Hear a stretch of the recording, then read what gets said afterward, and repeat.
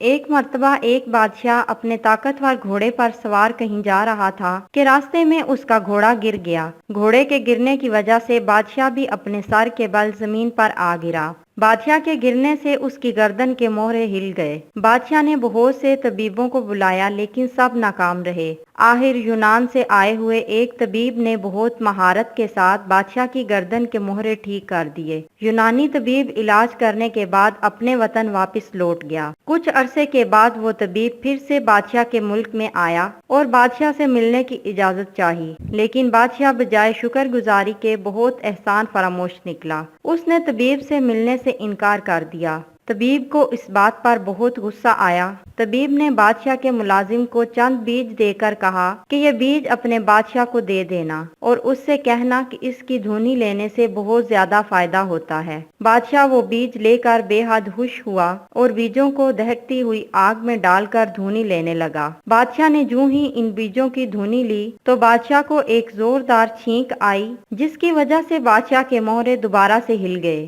بادشاہ نے اپنے سپاہی، اپنے وزیر اور دربان طبیب کو ڈھونڈنے کے لیے بھیجے، لیکن وہ طبیب تو اپنے ملک واپس جا چکا تھا۔ اس لیے سیانے کہتے ہیں کہ اپنے محسنوں کو کبھی بھی نہیں بھولنا چاہیے۔ جو احسان فراموش ہوتے ہیں وہ کبھی بھی خوش نہیں رہ سکتے اور بہت جلد اپنے انجام کو پہنچ جاتے ہیں۔